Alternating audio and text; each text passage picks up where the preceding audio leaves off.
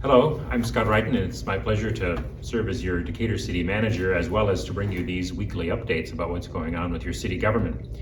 Usually in these weekly videos, I focus on the local activities of the government and programs or new initiatives or something new that the mayor and city council have done. And I think that's important that we have an outlet for that, because sometimes the local press doesn't pick up on some of these things that are important to the citizens of Decatur. But today I'd like to focus a little bit more on the state and federal government and programs that they've been involved in that have an effect on the city of Decatur, or which may have an effect on the city of Decatur.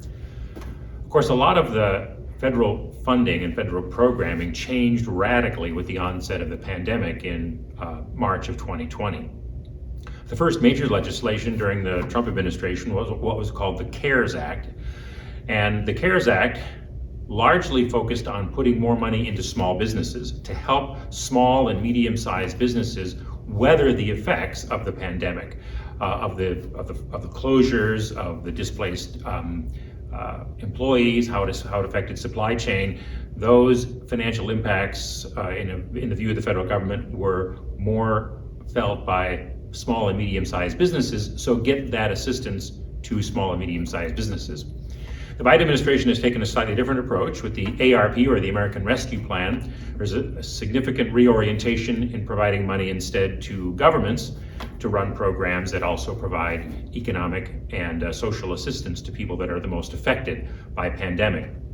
And then more recently, a bipartisan group in Congress produced the Infrastructure Investment and Jobs Act, or more abbreviated, just called the Infrastructure Act, a $1.2 trillion investment in a large number of different categories of funding. So I want to focus a little bit more on each and how it affects the city of Decatur. The American Relief Plan, the ARP, signed into law by President Biden in March of 2021, provided a fixed amount of money to cities like Decatur based on their population and other factors, including economic factors. And so the city of Decatur received money in 2021, it'll receive money in 2022, and then that'll be the end of ARP funding directly to the city of Decatur. It's a significant amount of funding, of money, and the mayor and city council spent a lot of time deciding what the best way to use that ARP money would be. About 44% of it goes into water and sewer projects to make sure that that critical infrastructure for our citizens as well as our businesses continues to be not only viable, but good enough to attract new businesses for many years to come. The second largest category is our revitalization and rehabilitation, our neighborhood revitalization program. And most of that money goes to do repairs, to do demolition, or to do rehab of existing structures, those that are determined not to be so far gone that they have to be demolished. And that's certainly appropriate. That significant investment reflects two of the city's largest priorities. The $1.2 trillion infrastructure bill, however, does not provide for direct payment either to small businesses, as it was under the CARES period, or to small business as it is under the Biden administration's ARP money. The infrastructure bill provides money for roads, for bridges. There's a particular emphasis on electric vehicles and for charging stations. Increased emphasis on public transportation. Also a category called brownfields. This is a government term that means cleaning up properties that have been contaminated, usually by industrial use over the years. Energy conservation programs, expanding the nation's broadband coverage, and as well as watershed protection. But what's different about these infrastructure programs is that the city receives automatic funding for none of them. The city has to go out and competitively engage with the government and with many other units of government for these. And so our staff certainly has a much larger workload to find out where we're going to be in the best position to apply for grant monies in all of these areas. In some cases, we're not going to be able to do all that analysis and applying for these programs with in-house staff. We're going to have to use consultants from outside, people who are experienced with this and can help us out. We've already hired some, and we may do more, because the mayor and city council and staff are absolutely committed to making sure that the city of Decatur gets as much of this money as we possibly can. And because it's competitive, if we're not very aggressive about it, very proactive about it, then we won't be able to get at Decatur's fair share of this significant investment in the nation's infrastructure. At the state level, there are a couple of pieces of legislation that we are tracking very closely. The legislature currently has before it a bill that would significantly decrease the ability of the city of Decatur and all municipalities in the state of Illinois to use a device called tax increment financing. This is a significantly important tool that local governments have used for many years, since the 1980s really, to attract businesses, to attract more retail, and to improve the tax base and enhance the overall economy of the city by providing certain types of targeted tax breaks. There are special interests in the legislature that are seeking to take this away from cities as an economic development tool, and we're trying to resist those. At both the state and the national level, we've all been disappointed that there hasn't been more progress on police, what's called police reform. The city of Decatur has actually been at the forefront of that long before it was popular to talk about it. Back in the Obama administration with the 21st Century Task Force on Policing, we've already made many of those changes that make our system and our police department more professional and more modern, and we continue those.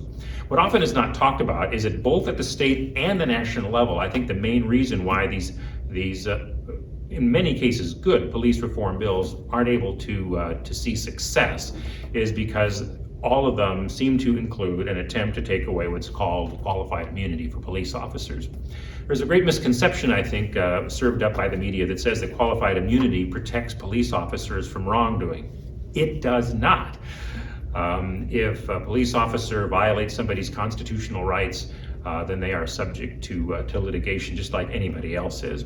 Qualified immunity protects an officer from the normal judgment that he exercises in the course of his day, to turn right or to turn left, or to turn on his emergency lights 15 seconds before or after. The sorts of normal judgments that any police officer needs to make to properly do his duties and to protect the citizenry.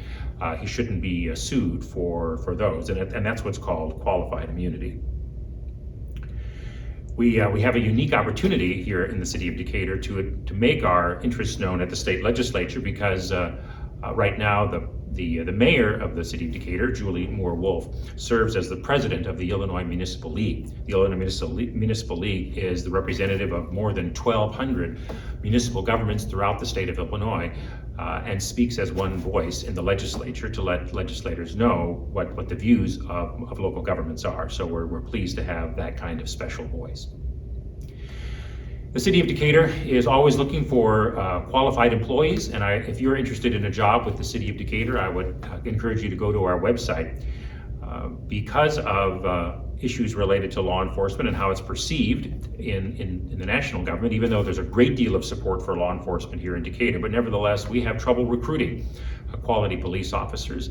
I think that it's a high calling. I think that being a police officer is a special job that requires a special interest in public service. And so if that's you, then we'd be interested in talking to you about a police officer and how you might be a part of our team in that way. There's a couple of other special positions that the mayor and city council authorized in their adoption of the budget this year.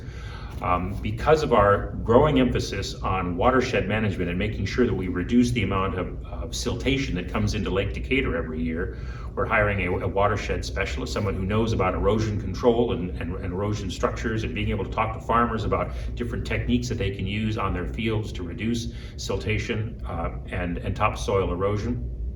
We're also hiring a position that I call a communications coordinator, so that more of the information, and including the successes and programs that are going on here at the city, that we reach out to you, the citizens. There's a lot that happens in city government that sometimes I even realize, gee, we're not letting this, it's good stuff, but we're not letting the citizens know about that. And so the city council authorized a communications coordinator to help us do that, which we'll be bringing on board here shortly. I look forward to these opportunities to talk to you every week, and look forward to doing so again next week. Thanks for tuning in.